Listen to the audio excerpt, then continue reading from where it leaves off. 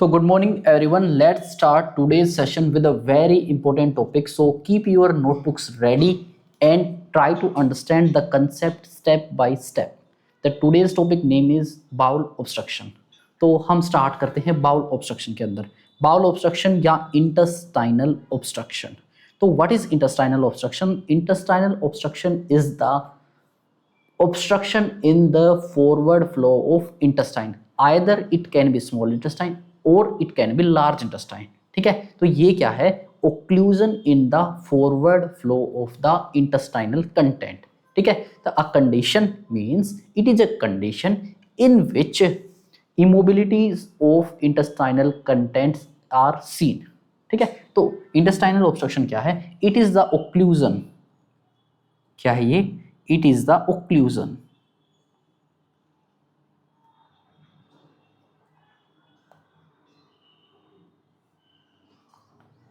in the forward flow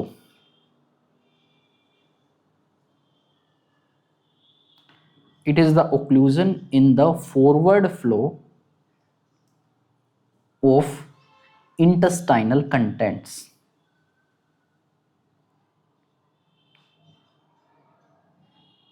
ठीक है, intestinal content का फॉरवर्ड फ्लो रुक जाना. ठीक है, जिसके अंदर क्या देखने को मिलता है? Intestinal immobility.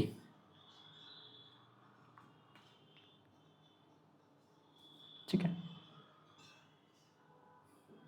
इंटेस्टाइनल इमोबिलिटी देखने को मिलती है आपके किसके अंदर? इंटेस्टाइनल ऑब्स्ट्रक्शन के अंदर. ओके, तो अब बात करते हैं type of intestinal obstruction and its के ईटियोलॉजी. ठीक है, now we discuss the type and aetiology of intestinal obstruction. Type and aetiology. देखिए, सबसे पहले मोस्ट कॉमन टाइप जो है अड है मैकेनिकल ऑब्स्ट्रक्शन. पहला है मैकेनिकल यानी due to any mechanical force, due to any power, किसी पावर के द्वारा, फोर्स के द्वारा हमें इंटेस्टाइन के कंटेंट का फॉरवर्ड फ्लो रोकना है, तो वो होगा मैकेनिकल. ठीक है, तो मैकेनिकल का मतलब due to blockage of lumen by any force, due to mechanical force.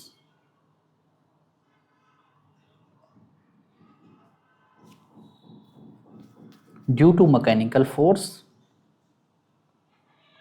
lumen of intestine. It can be small or it can be large intestine.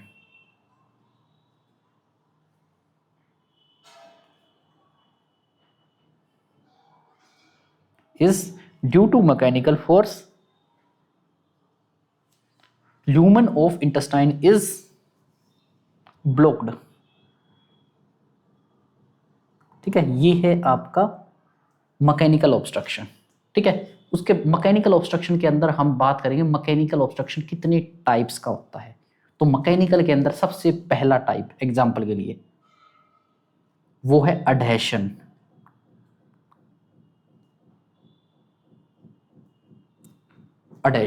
अडहेशन मतलब चिपक जाना. देखिए, अब डायग्राम, पहले एक डायग्राम देखते हैं इसके अंदर. ये देखिए, these all are the mechanical obstructions.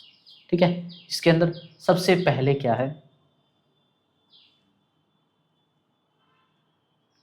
सबसे पहले क्या है? हर्निएशन. कोई पार्ट इंटेस्टाइन का हर्निएट होके, हर्निएशन का मतलब होता है अपनी ओरिजिनल जगह से बाहर निकल जाना, ग्रो होके बाहर निकल जाना. अपनी ओरिजिनल जगह से कोई इंटेस्टाइन का पार्ट ग्रो हुआ और वो बाहर निकल गया, जिसकी वजह से क्या हुआ? इंटेस्टाइन का ल्यूमन नैरो हो गया. आप इमेज में देख सकते हो, इंटेस्टाइन का ल्यूमन हो गया नैरो, जिसकी वजह से हो गया ऑब्स्ट्रक्शन. फिर सेकंड है अडहेशन. इंटेस्टाइन के दो ल्यूमन आपस में चिपक गए. ठीक है, तो दिस इज अडहेशन. अडहेशन का मतलब चिपकना. फिर होता है इंटोससेप्शन.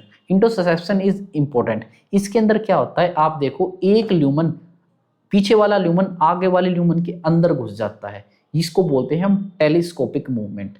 तो इंटरसेप्शन यानी एक ल्यूमन का अपने आगे या पीछे वाले ल्यूमन के अंदर घुस जाना, इसको बोलते हैं टेलेस्कोपिक मूवमेंट या इंटरसेप्शन। इसकी वजह से क्या होएगा, जो ल्यूमन है वो नैरो हो जाएगा, उससे इंटेस्टाइन का कंटेंट आगे नहीं जा पाएगा। फिर अगला है वोल्वुलस। वोल्वुलस आपको इमेज में दिख रहा है, इसके अंदर ना एक कंटेंट दूसरे के चारों तरफ ऐसे गांठ मारा हुआ है, जिससे क्या हुआ है, आपस में ये चिपक गया। उससे क्या हुआ है, इंटेस्टाइन के अंदर जो खाना यहाँ पे था वो खाना आगे की तरफ नहीं जा पाएगा। ठीक है, नहीं जा पाएगा। ओके, तो ये है इंटरसेप्शन, ये खाना ये यहाँ पे अटक जाएगा। ठीक है, ऐसे ही इंटरसेप्शन में क्या हो रहा है, यहाँ पे इतना ज्यादा ल्यूमन है और यहाँ पे ल्यूमन हो गया बहुत नैरो। ठीक है, अडेशन में क्या हो जाता है, एक दूसरे के साथ ऐसे चिपक जाते हैं, जिससे दोनों का ल्यूमन नैरो हो जाता है। वहीं हर्निएशन के अंदर भी यहाँ पे देखो ल्यूमन कितना नैरो हो गया है, यहाँ पे वाइड है और यहाँ पे वाइड है। ठीक है, तो these are the mechanical type of intestinal obstruction, जिसके अंदर सबसे पहला था अडहेशन। ठीक है, अडहेशन के अंदर लिखो this is the most common cause intestinal obstruction.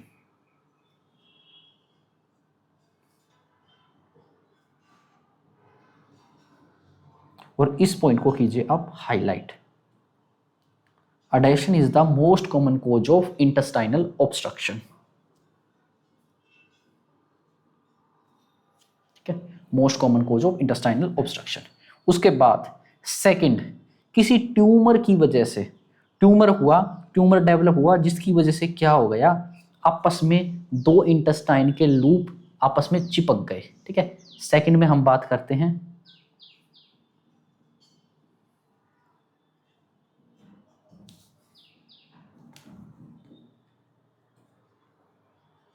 Tumour की वजह से।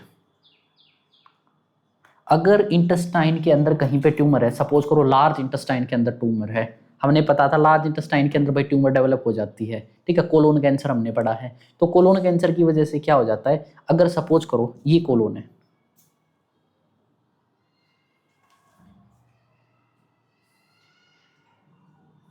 ये भाई अपनी असेंडिंग कोलोन बन गई, ये अपनी ट्रांसवर्स कोलोन बन गई, ये अपनी डिसेंडिंग कोलोन बन गई, और ये यहाँ पे सिग्मोइड कोलोन बन गई, और ये रेक्टम बन गया। ठीक है, इस तरह से होता है अपने इंटेस्टाइन।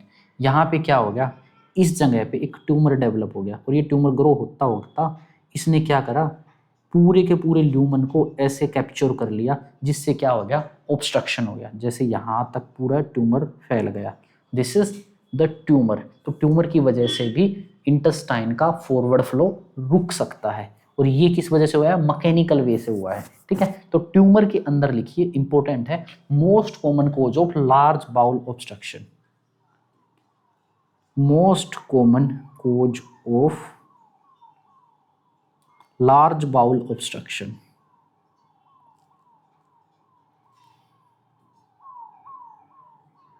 ठीक है, ये चीज, और इसको कीजिए आप highlight, most common cause of large bowel obstruction. ठीक है, लार्ज बाउल ऑब्स्ट्रक्शन का मोस्ट कॉमन कारण। उसके बाद बात करते हैं हम third type of mechanical obstruction, जिसके अंदर हम बात करते हैं, थर्ड के अंदर हम बात करते हैं वोल्वुलस।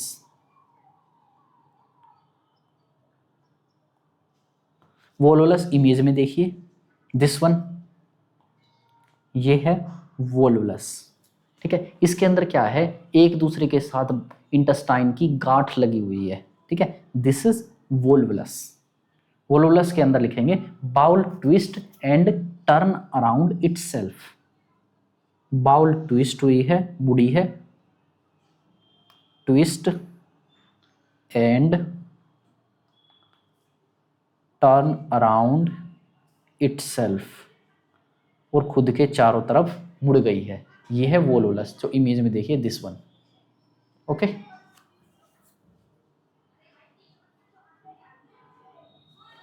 उसके बाद बात करते हैं फोर्थ मैकेनिकल टाइप का ऑब्स्ट्रक्शन। फोर्थ के अंदर हम लिखेंगे interception.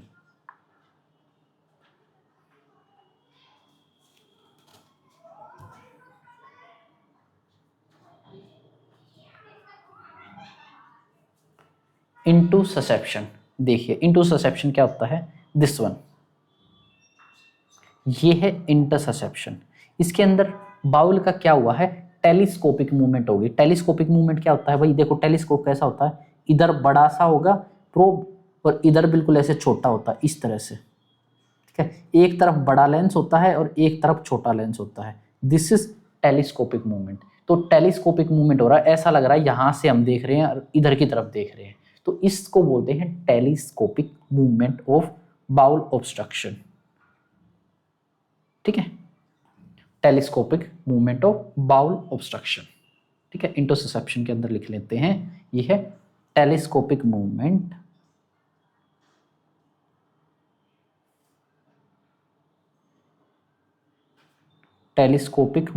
of one part of intestine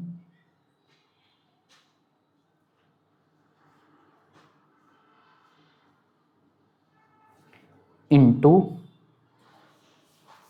another part of intestine.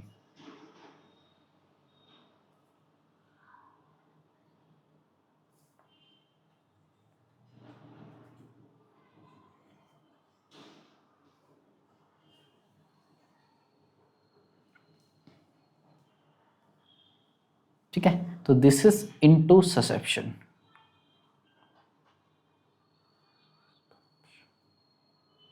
ठीक है, ठीक है, देखिए दिस इज इंटरसेप्शन। ओके, ये हो गया interception complete.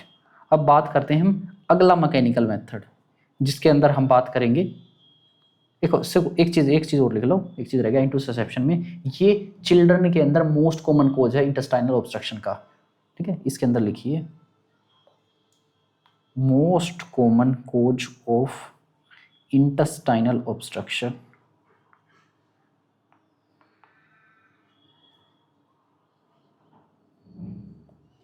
intestinal obstruction in children,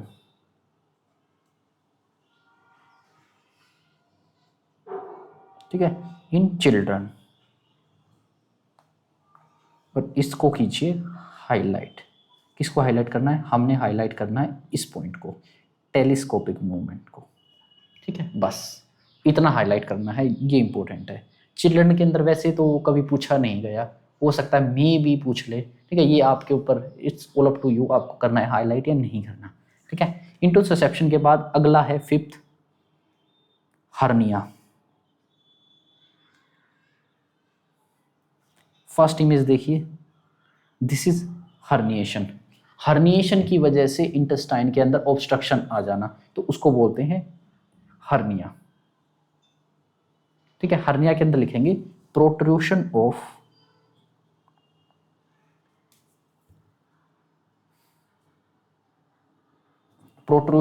intestine through a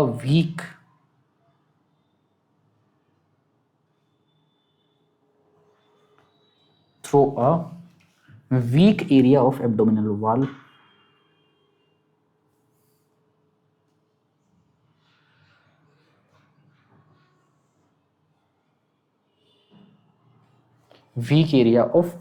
wall ठीक है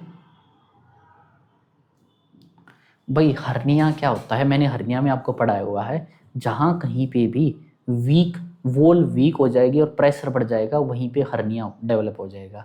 तो यहाँ पे क्या है, इंटेस्टाइन एक वीक एरिया से बाहर निकल गई है, तो वो हो गया हर्निया, और हर्निया की वजह से क्या हो गया, ऑब्स्ट्रक्शन, ठीक है। तो ये है हर्निया, मैकेनिकल ऑब्स्ट्रक्शन। और हर्निया के अंदर, हर्निया क्या है, सेकंड मोस्ट कॉमन कोज है इंटेस्टाइनल ऑब्स्ट्रक्शन का। ये पॉइंट भी एक बार ऐड कर लो यहाँ पे, ये क्या है, सेकंड मोस्ट कॉमन कोज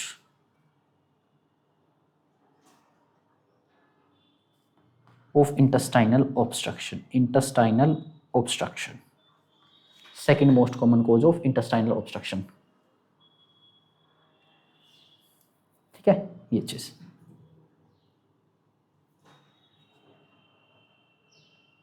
ओके, अब बात, ये था हर्निया का। एक चीज और लिख लो, सिक्स्थ, ये है फूड ब्लॉकेज।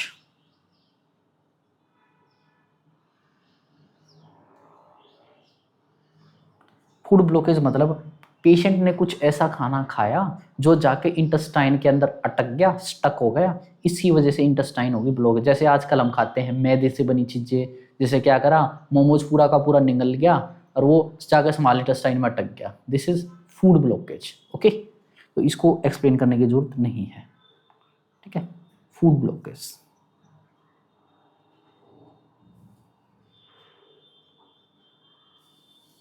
ठीक है, फूड ब्लॉकेज। ये था आपके फर्स्ट टाइप का ऑब्स्ट्रक्शन, यानी मैकेनिकल। मैकेनिकल के अंदर हमने पढ़े हैं 6 सब टाइप। मैकेनिकल के बाद सेकंड हम बात करते हैं न्यूरोलॉजिकल कॉज की। सेकंड है न्यूरोलॉजिकल।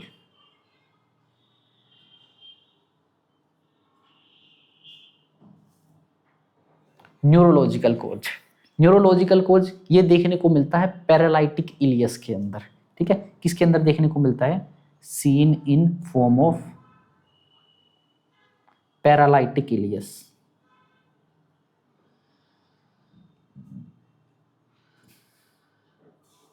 ठीक है, seen in form of paralytic ileus. ठीक है, पैरालाइटिक इलियस की फॉर्म के अंदर देखने को मिलता है आपको क्या? Neurological obstruction. ठीक है, seen in form of paralytic ileus. Paralytic ileus अपने को पता है भाई, इलियम के अंदर पैरालाइसिस हो जाता है। ठीक है, ये चीज ओके। अब इससे मेरे को ध्यान आया कि भाई most common site of intestinal obstruction, starting में ही लिखिए, most common site of intestinal obstruction.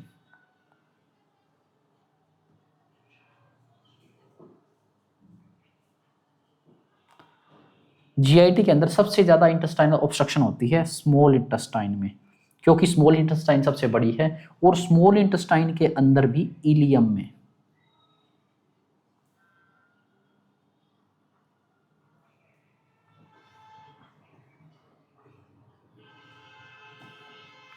Small intestine के अंदर भी इलियम में, इसको थोड़ा सा हाईलाइट कर लीजिए। ठीक है, most common site of intestinal obstruction वो है स्मॉल इंटेस्टाइन। स्मॉल इंटेस्टाइन के अंदर भी कहाँ पे? इलियम में। ठीक है, तो इसलिए ये देखने को मिलती है, पैरालाइटिक इलियस भी ज्यादातर देखने को मिलती है इलियम के अंदर। ठीक है, अब पैरालाइटिक इलियस के क्या क्या कोज हो सकते हैं, एक बार ये देख लेते हैं। देखिए, paralytic neurological cause seen in form of paralytic ileus. ठीक है, पैरालाइटिक इलियस के क्या क्या कोज हो सकते हैं? न्यूरोलॉजिकल कोज। ठीक है, न्यूरोलॉजिकल कोज की बात करें, सबसे पहले जैसे हमने पेशेंट की क्या करी है? एब्डोमिनल सर्जरी करी है।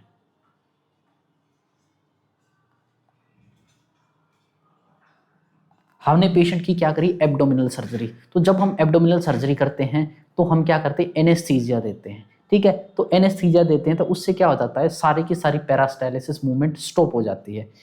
क्यों स्टॉप हुई है? क्योंकि नर्वस सिस्टम को सप्रेस किया गया है, सिंपैथेटिक, पैरासिम्पैथेटिक यानी ऑटोनोमिक नर्वस सिस्टम को सप्रेस किया गया है। ठीक है, उसके बाद एक चीज और होती है स्पाइनल इंजरी। अगर किसी को स्पाइनल इंजरी हो जाए तो भी न्यूरोलॉजिकली ऑब्स्ट्रक्शन देखने को मिल सकता है। स्पाइनल इंजरी जैसे जब अगर किसी स्पाइनल कोड के अंदर डैमेज हो जाता है तो स्पाइनल नर्व भी डैमेज हो जाती है, तो कई बारी वे नर्व भी डैमेज हो जाती है जो इंटेस्टाइन की पैरास्टाइलिसिस को कंट्रोल करती है। और एक इलेक्ट्रोलाइट इम्बैलेंस भी एक कोज बनता है, हाइपोकैलिमिया। ठीक है, ये 3 कोज होते हैं इंटेस्टाइनल ऑब्स्ट्रक्शन के। ठीक है, पैरालाइटिक इलियस के। ठीक है, these 3 are the causes of paralytic ileus. Paralytic ileus के मेन 3 ही कोज है, सर्जरी, स्पाइनल इंजरी और हाइपोकैलिमिया। ठीक है, उसके बाद बात करते हैं हम थर्ड टाइप का इंटेस्टाइनल ऑब्स्ट्रक्शन।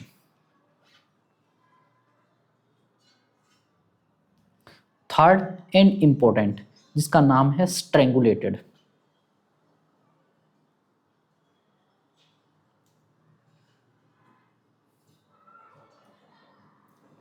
स्ट्रेंगुलेटेड का जिसका दूसरा नाम होता है वस्कुलर।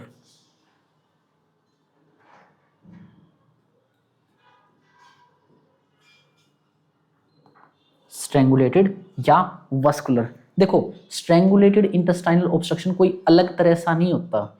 स्ट्रेंगुलेटेड के अंदर वस्कुलर, देखो सबसे पहले तो इसका मतलब सुनो, कहीं पे भी इंटेस्टाइनल ऑब्स्ट्रक्शन है, सपोज करो एडेशन है या वोल्वुलस है, ठीक है, एक इंटेस्टाइनल ऑब्स्ट्रक्शन का एग्जांपल लेते हैं, वोल्वुलस हो रहा है। वोल्वुलस क्या होता है, ये देखिए डायग्राम के अंदर ऐसे ट्विस्ट हो जाती है एक दूसरे के साथ, ठीक है, ऐसे गांठ मार गई है, ठीक है, तो वोल्वुलस इंटेस्टाइनल ऑब्स्ट्रक्शन था। फिर एकदम से क्या हुआ है, वोल्वुलस थोड़ा सा टाइट हुआ, उससे क्या होया, इस एरिया के अंदर, जो ये वाला एरिया है ना, इस वाले एरिया के अंदर क्या हो गया, ब्लड सप्लाई ऑब्स्ट्रक्ट हो गई, जिससे क्या हो गया, यहाँ के अंदर ब्लड सप्लाई कम हो गई, जिससे क्या होएगा, यहाँ पे एनारोबिक रेस्पिरेशन स्टार्ट हो जाएगा। तो एनारोबिक रेस्पिरेशन जब स्टार्ट होएगा तो यहाँ पे लैक्टिक एसिड का प्रोडक्शन स्टार्ट होएगा, ये आपने एमआई के अंदर भी पढ़ा होता है, ठीक है। तो लैक्टिक एसिड का प्रोडक्शन स्टार्ट होएगा तो यहाँ पे पेशेंट को पेन होएगा, और पेन भी सीवियर फॉर्म में होएगा, ठीक है। तो इसको बोलते हैं स्ट्रेंगुलेटेड ऑब्स्ट्रक्शन, ठीक है, स्ट्रेंगुलेटेड इंटेस्टाइनल ऑब्स्ट्रक्शन, यानी कोई एक, कहीं पे भी एक हिस्ट्री थी इंटेस्टाइनल ऑब्स्ट्रक्शन की, और वहां पे एक इवेंट हुआ कि वहां की ब्लड सप्लाई ऑब्स्ट्रक्ट होगी। जैसे ही ब्लड सप्लाई ऑब्स्ट्रक्ट होगी, अब हम इसको वोल्वुलस ऑब्स्ट्रक्शन नहीं कहेंगे, अब हम इसको कहेंगे स्ट्रेंगुलेटेड इंटेस्टाइनल ऑब्स्ट्रक्शन, ठीक है। तो कोई भी अगर इंटेस्टाइनल ऑब्स्ट्रक्शन किसी भी वक्त स्ट्रेंगुलेटेड में कन्वर्ट हो सकता है, और जैसे ही वो स्ट्रेंगुलेटेड में कन्वर्ट हुआ, ये एक इमरजेंसी कंडीशन है, क्योंकि यहाँ पे अगर टाइम रहते ट्रीट नहीं किया गया तो ये पूरा एरिया नेक्रोटाइज्ड हो जाएगा, क्योंकि ब्लड सप्लाई नहीं मिलेगी तो वहां के टिश्यू डेड हो जाएंगे, ठीक है। तो ये है आपका स्ट्रेंगुलेटेड इंटेस्टाइनल ऑब्स्ट्रक्शन, ठीक है। स्ट्रेंगुलेटेड ये क्या होता है, occurs due to obstruction in blood flow.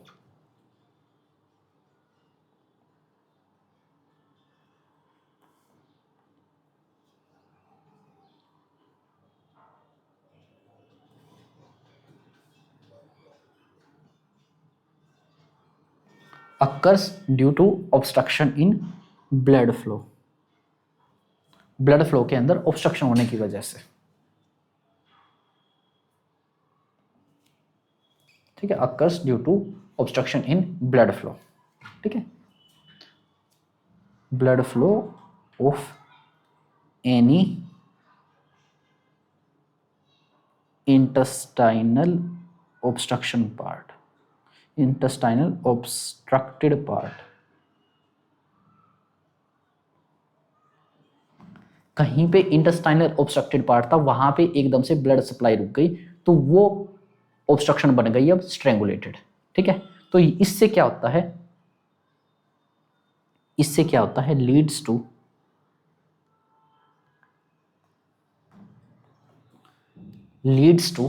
infarction of tissue,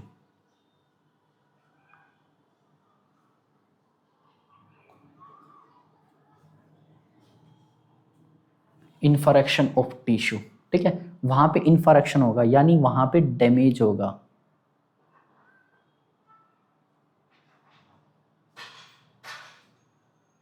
ठीक है, लीड्स टू इन्फारेक्शन, जिससे क्या होएगा, पेशेंट को एक्यूट एब्डोमिनल पेन, जिससे क्या होएगा, एक्यूट एब्डोमिनल पेन।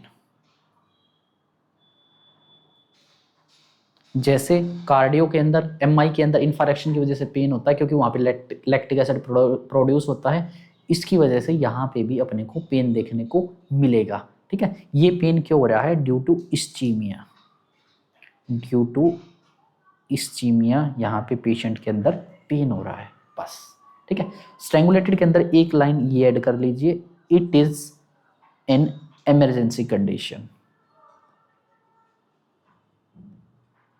ये एक इमरजेंसी कंडीशन है, क्योंकि यहाँ पे पेशेंट को सीवियर पेन होता है, और यहाँ पे पेशेंट को रिस्क है कि नेक्रोसिस हो सकता है उस लूप का, ठीक है।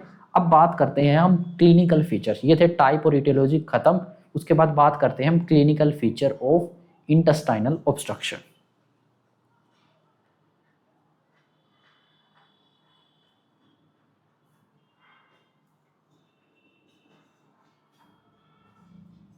क्लिनिकल फीचर्स के अंदर सबसे इंपॉर्टेंट क्लिनिकल फीचर की बात करते हैं, वो है classical cardinal science.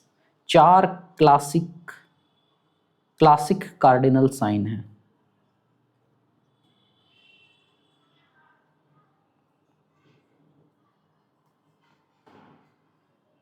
4 classic cardinal sign है जो हम इंटेस्टाइनल ऑब्स्ट्रक्शन के अंदर देखने को मिलते ही मिलते हैं। ये इंपॉर्टेंट साइन है, चारों क्लासिकल साइन। ठीक है, सबसे पहला तो एब्डोमिनल डिस्टेंशन, जिसको भी इंटेस्टाइनल ऑब्स्ट्रक्शन होगी उसके अंदर एब्डोमेन के अंदर डिस्टेंशन होगा ही होगा।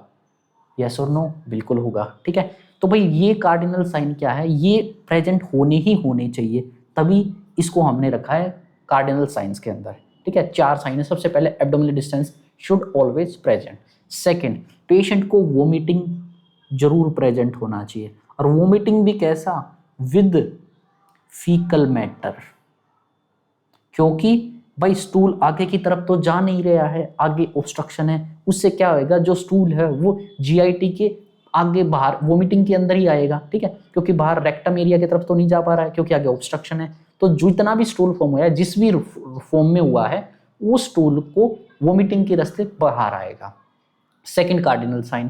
थर्ड, पेशेंट को होगा एब्डोमिनल पेन, वो भी कैसा, कोल की फॉर्म में, कोली की एब्डोमिनल पेन।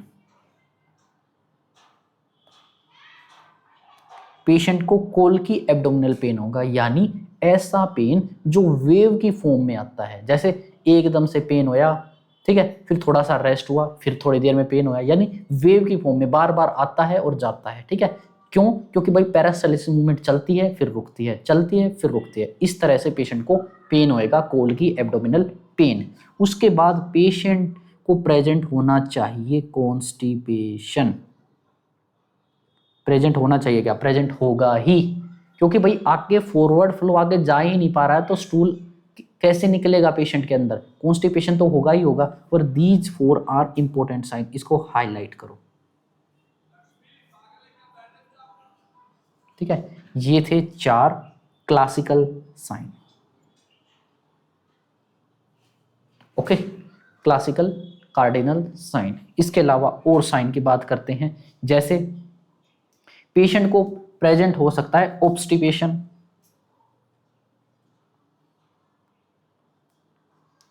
अब आप पूछोगे ये ऑब्स्टिपेशन क्या होता है? जैसा कॉन्स्टिपेशन होता है वैसा ही ऑब्स्टिपेशन होता है, बस कॉन्स्टिपेशन किसी को लंबे टाइम तक चल जाए तो उसको कॉन्स्टिपेशन की बजाय हम ऑब्स्टिपेशन कहते हैं। ठीक है, दिस इज ऑब्स्टिपेशन।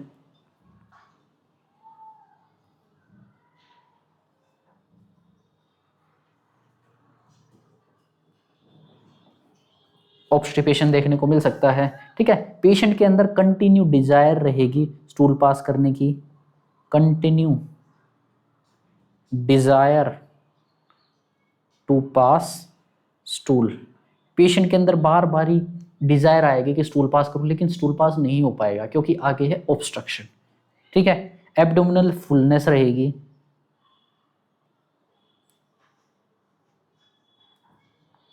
क्योंकि भाई जो कंटेंट है वो बाहर निकल ही नहीं रहा है, तो फुलनेस तो होएगी ही होएगी।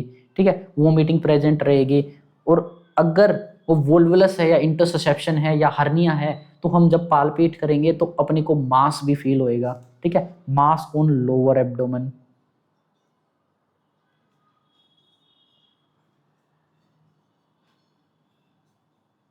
मास ऑन लोअर एब्डोमेन अपने को फील होएगा। ठीक है, पेशेंट को एब्डोमिनल क्रैम्प आएंगे, पेशेंट को एब्डोमिनल क्रैम्प देखने को मिल सकते हैं। ठीक है, उसके बाद पेशेंट को भाई, पेशेंट के अंदर भाई जीआईटी मूवमेंट ही नहीं चल रही, तो पेशेंट कुछ खाएगा नहीं, कुछ पिएगा नहीं, ना खाएगा पिएगा, तो उस वजह से पेशेंट को डिहाइड्रेशन देखने को मिल सकती है। साथ में इलेक्ट्रोलाइट इम्बैलेंस देखने को मिल सकता है।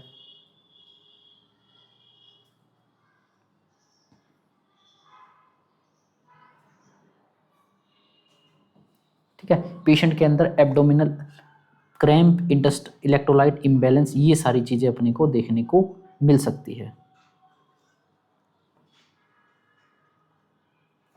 ठीक है, abdominal cramp, dehydration, electrolyte imbalance, ये सारी चीजें हम पेशेंट के अंदर देखने को मिल सकती है। अब बात करते हैं हम डायग्नोसिस की, हम कैसे डायग्नोसिस करेंगे।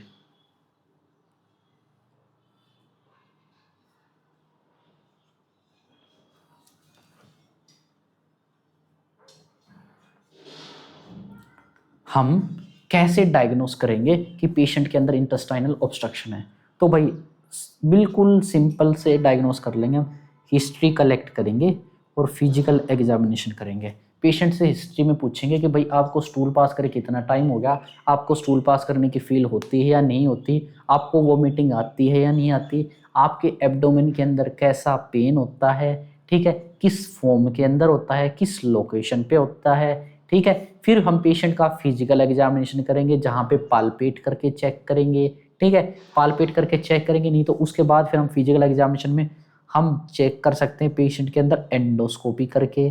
तो एंडोस्कोपी के अंदर हम देखेंगे इंटेस्टाइन के अंदर तो भाई आगे फॉरवर्ड फ्लो हो ही नहीं रहा है, सारा का सारा कंटेंट वहीं पे इकट्ठा पड़ा है, ठीक है। उसके बाद हम कर सकते हैं नॉन इन्वेजिव अल्ट्रासोनोग्राफी, यूएसजी कर सकते हैं, ठीक है। फिर हम पेशेंट की कर सकते हैं सीटी स्कैन, और सीटी स्कैन से पहले हम कर सकते थे एक्सरे एब्डोमेन। अब एक्सरे एब्डोमिन की फाइंडिंग देखिए, जब भी हम इंटेस्टाइनल ऑब्स्ट्रक्शन वाले पेशेंट के अंदर एक्सरे करेंगे ना उसके एब्डोमेन का, तो दो फाइंडिंग हमेशा देखने को मिलेगी। एक तो मल्टीपल एयर फ्लूइड, काफी सारे एयर फ्लूइड लेवल देखने को मिलेंगे, एयर फ्लूइड लेवल देखने को मिलेगा अपने को, और एक स्टेप लैडर अपीयरेंस देखने को मिलेगी, स्टेप लैडर अपीयरेंस देखने को मिलेगी। अगर ये दोनों चीजें एक्सरे के अंदर देखने को मिलते हैं, ठीक है, इसको हाईलाइट करने की जरूरत नहीं है वैसे तो, ठीक है। अगर ये चीज देखने को मिलती है तो हाँ भाई पेशेंट को इंटेस्टाइनल ऑब्स्ट्रक्शन है। अब ये एक्सरे कैसा होता है एक बार देख लेते हैं। This is the step ladder appearance, ये है पेशेंट के अंदर स्टेप लैडर अपीयरेंस का एक्सरे, दिख रहा है, स्टेप लैडर अपीयरेंस दिख रहा है। इस तरह से देखिए, ये क्या है, स्टेप लैडर, ऐसा लग रहा है ना सीढ़ियां ऊपर चढ़ने लग रहे हैं, ठीक है, सीढ़ियों को ऊपर चढ़ाया जा रहा है, ठीक है। These are the step ladder appearance, ठीक है। कौन सी है, ये वाला पार्ट।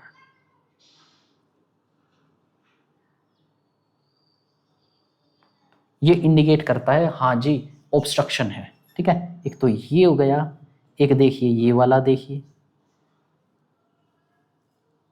ये वाला देखिए थोड़ा सा ऊपर ऐसे चढ़ा हुआ है, एक इधर देख सकते हैं हम, ठीक है, या इधर देख सकते हैं, ठीक है। ये है स्टेप लैडर अपीयरेंस, ठीक है, ठीक है। सेकंड क्या है, मल्टीपल एयर फ्लूइड लेवल देखने को मिलेंगे। अब इसका एक्सरे देखिए,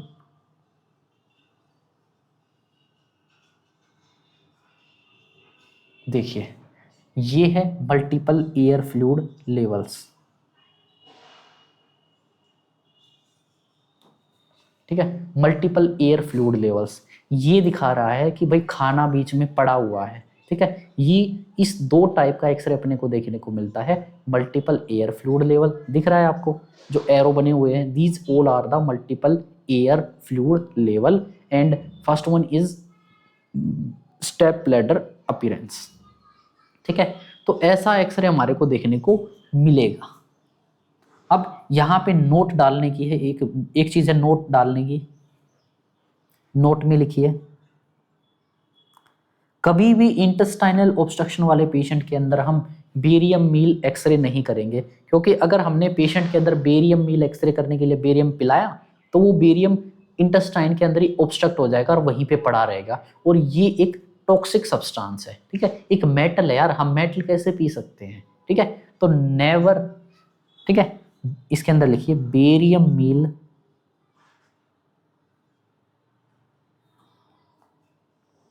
एक्सरे इज contraindicated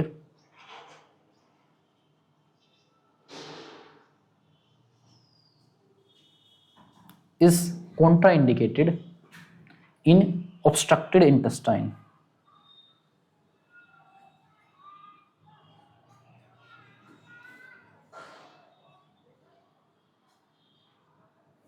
ठीक है। ये चीज, ये इंपॉर्टेंट है नोट।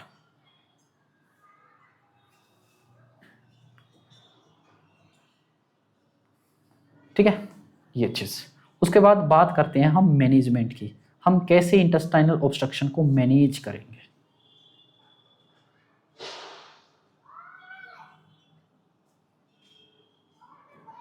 देखिए, सबसे पहले बात करते हैं हम नर्सिंग मैनेजमेंट की। नर्सिंग मैनेजमेंट के अंदर देखो, पेशेंट की इंटेस्टाइन के अंदर ऑब्स्ट्रक्शन है, यानी फॉरवर्ड फ्लो आगे नहीं जा रहा, तो हमें और खाना देने की जरूरत नहीं है। ठीक है, खाना देने की जरूरत नहीं है। पेशेंट को तो एक तो वैसे ही नहीं खाना खा पा रहा होगा, ना पानी पी पा रहा होगा, क्योंकि भाई आगे मूवमेंट ही नहीं जा रहे। तो पेशेंट को हमने क्या करा, इलेक्ट्रोलाइट को करेक्ट करना है, हमने पेशेंट को डिहाइड्रेशन से बचाना है। यहाँ पे जो प्रिंसिपल यूज किया जाता है नर्सिंग मैनेजमेंट के अंदर, इंटेस्टाइनल ऑब्स्ट्रक्शन के अंदर ना, पेशेंट के अंदर ना ड्रिप एंड सक प्रिंसिपल को यूज किया जाता है। ड्रिप एंड सक प्रिंसिपल यूज किया जाता है नर्सिंग मैनेजमेंट के अंदर। ड्रिप यानी आईवी फ्लूइड लगाओ, सक मतलब जो भी कंटेंट पड़ा है ना उसको एस्पिरेट कर लो। तो हमने क्या करना है, इसके लिए पेशेंट के लिए के अंदर एक एनजी ट्यूब डालनी है, नेजोगैस्ट्रिक ट्यूब या राइल्स ट्यूब डालनी है, और उस ट्यूब को कंटिन्यूस एस्पिरेशन पे डाल देना, ताकि जो भी बचा कुचा कंटेंट है ना वो बाहर निकल आए। ठीक है, ये चीज़। तो ये है ड्रिप एंड सक मेथड। इसके अंदर हमने क्या करना है, सबसे पहले तो पेशेंट को एनपीओ करो, नील पर ओरल, पेशेंट को कुछ भी मत खिलाओ। उसके बाद ड्रिप चढ़ानी है, ड्रिप चढ़ानी है यानी यहाँ पे क्या करना है, हमने आईवी फ्लूइड पेशेंट के अंदर स्टार्ट कर देने हैं। ठीक है, किस और साथ के साथ हमने कर देना है इलेक्ट्रोलाइट करेक्शन। पेशेंट के अंदर इलेक्ट्रोलाइट करेक्शन कर देना है। उसके बाद हमने क्या करना है, सक करना है। ठीक है, सक करना है तो हमें एनजी ट्यूब डाल के एनजी ट्यूब को एस्पिरेट कर लेना है। एनजी ट्यूब के डाल के जितना भी कंटेंट स्टमक के अंदर पड़ा है उसको सारे को एस्पिरेट कर लेना है, एस्पिरेशन कर लेना है। ठीक है, एनजी ट्यूब एस्पिरेशन कर लेना है। उसके अलावा हम क्या कर सकते हैं, पेशेंट को, ठीक है, hot and cold application provide कर सकते हैं।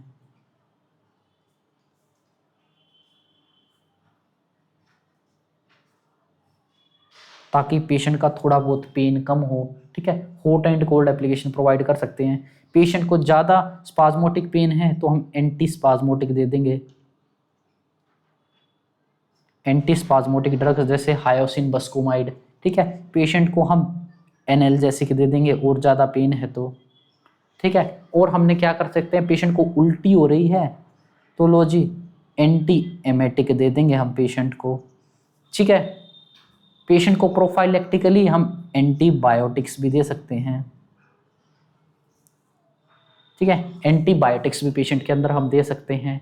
ये चीज़ हम सारी चीज़ें कर सकते हैं पेशेंट के अंदर। और हम क्या कर सकते हैं पेशेंट के अंदर, hot and cold application, anti spasmodic, analgesic, anti emetic, antibiotics, ये सारी चीज़ें हम कर सकते हैं।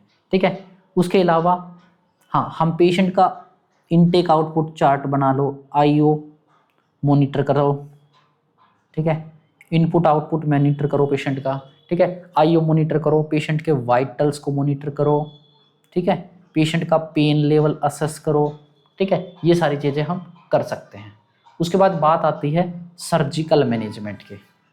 अब यहाँ पे हम बात करेंगे सर्जिकल मैनेजमेंट। ठीक है, हाँ एक चीज़ और यहाँ पे ऊपर मैनेजमेंट, नर्सिंग मैनेजमेंट में लिख लो, मॉनिटर फॉर कॉम्प्लिकेशन।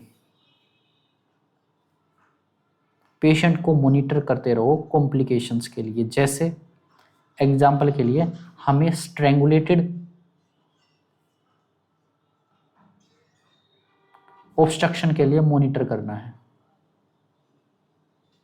जैसे ही पेशेंट के अंदर स्ट्रेंगुलेटेड, कोई भी ऑब्स्ट्रक्शन स्ट्रेंगुलेटेड के अंदर चेंज होता है, उसी टाइम को पेशेंट का एचसीपी को इन्फॉर्म कर देना है। ये बात हमारे को एचसीपी को इन्फॉर्म कर देनी है। अब बात करते हैं सर्जिकल मैनेजमेंट।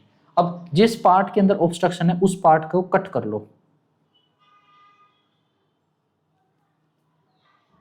ठीक है, जिस पार्ट के अंदर ऑब्स्ट्रक्शन है उस पार्ट को कट कर लो, यानी इलियोस्टमी कर लो। सर्जिकल मैनेजमेंट के अंदर हम क्या कर लेंगे, इलियोस्टमी। अब ये इलियोस्टमी क्या होती है, जैसे कोलोस्टमी होती है ऐसे इलियोस्टमी होती है। जैसे यह भाई इंटेस्टाइन है, स्मॉल इंटेस्टाइन, यहाँ पे क्या है, ऑब्स्ट्रक्शन हो रहा है, तो हम क्या करेंगे, यहाँ पे ना एक ओपनिंग बना देंगे, ठीक है, जिससे क्या होएगा, जितना भी इंटेस्टाइन का कंटेंट है ना वो इस ओपनिंग से बाहर निकल जाएगा। इसको बोलते हैं इलियोस्टमी, यानी एक आर्टिफिशियल ओपनिंग क्रिएट करना इलियम के अंदर, ठीक है। इलियम के अंदर क्यों करा, क्योंकि intestinal obstruction most commonly ileum के अंदर ही देखने को मिलती है, और इलियम के अंदर भी कहाँ पे, आपके इलियम में, ठीक है, इलियम के अंदर कहाँ पे, इलियम के टर्मिनल इलियम में वैसे ज़्यादातर देखने को मिल सकती है, ठीक है। इलियम, इलियोस्टमी, यानी इलियोस्टमी का मतलब क्या होता है, सर्जिकल, ठीक है, surgical resection of intestine,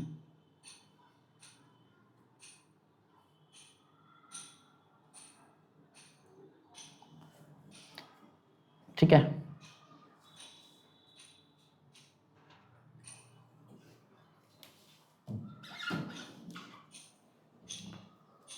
and create an artificial opening,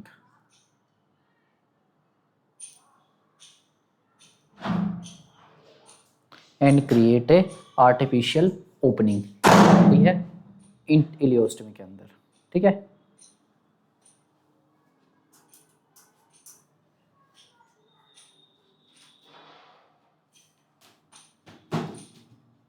okay, तो ये है इलियोस्टमी। अब इलियोस्टमी के साथ साथ अगर इलियम के अंदर ऑब्स्ट्रक्शन नहीं है, लार्ज इंटेस्टाइन के अंदर ऑब्स्ट्रक्शन है, तो हम कर सकते हैं कोलोस्टमी। कोलोस्टमी भी सेम, बस अपने को क्या करना है, सर्जिकली ओपन करके एक आर्टिफिशियल ओपनिंग बना देनी है, जिससे पेशेंट का स्टूल बाहर निकलता रहे, ठीक है, दिस इज कोलोस्टमी। ओके, उसके बाद अगर कोलोस्टमी हमने करी है, ये बात भी वैसे आपने फंडा में पढ़ा होगा, अब एक बार छोटा सा डिस्कस कर लेते हैं। अगर हमने किसी पेशेंट के असेंडिंग कोलोन में, किसी के ट्रांसवर्स कोलोन, किसी के डिसेंडिंग कोलोन, किसी के सिग्मोइड कोलोन के अंदर अगर हमने कोलोस्टमी क्रिएट करी है, तो किस टाइप का स्टूल पेशेंट पास करेगा। अगर असेंडिंग कोलोन के अंदर हमने क्रिएट करी है, तो पेशेंट लिक्विड फॉर्म में स्टूल पास करेगा। ट्रांसवर्स कोलोन के अंदर करा है, तो पेशेंट पास करेगा सेमी सॉलिड की फॉर्म में, ठीक है। वहीं डिसेंडिंग और सिग्मोइड कोलोन के अंदर हमने कोलोस्टमी क्रिएट करी है, ठीक है, अगर हमने डिसेंडिंग और सिग्मोइड कोलोन के अंदर क्रिएट करी है, तो पेशेंट पास करेगा सॉलिड या वेल फॉर्म्ड स्टूल, सॉलिड या वेल फॉर्म्ड स्टूल, ठीक है। अपने को पता है भाई, सबसे पहले क्या होता है, ये असेंडिंग कोलोन, ये ट्रांसवर्स, ये डिसेंडिंग, ये सिग्मोइड, ठीक है, असेंडिंग, ट्रांसवर्स, डिसेंडिंग, सिग्मोइड, ठीक है, इस तरह से कोलोन होती है,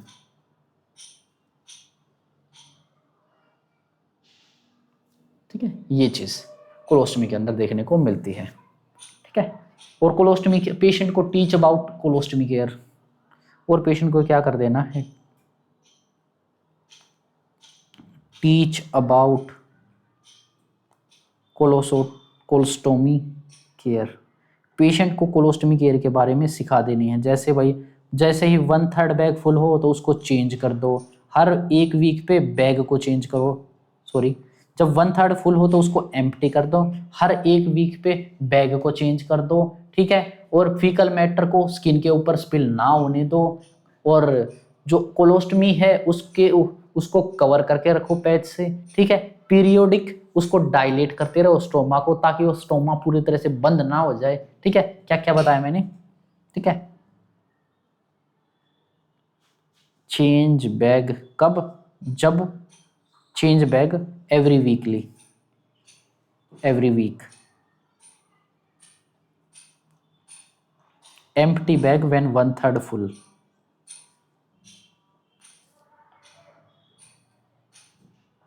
जब 1/3 फुल हो जाए। उसके बाद और क्या क्या पेशेंट को बताना है, ठीक है, क्लीन स्किन अराउंड स्टोमा, ठीक है, फीकल मैटर शुड नॉट ठीक है, should not remain on skin, should not remain on skin.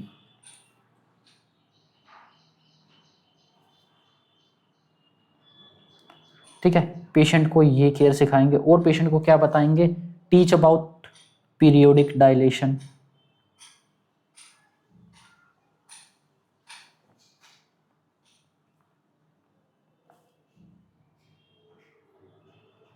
Patient को सिखाएंगे पीरियोडिकली स्टोमा को डायलेट करते रहो ताकि स्टोमा ब्लॉक ना हो जाए। ठीक है, ये चीज, ये छोटी मोटी चीजें। स्टोमा का कलर,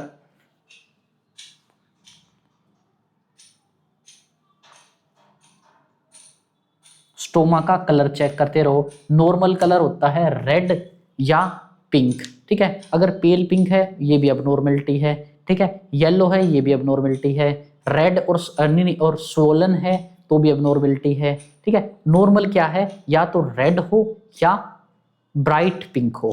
ठीक है, इसके अलावा हर कलर अबनॉर्मलिटी है। जिसके अंदर सबसे सीवियर कॉम्प्लिकेशन है ब्लू कलरेशन हो जाना, जो इंडिकेट करता है साइनोसिस। ठीक है, तो ये था आपका intestinal obstruction topic. Thank you.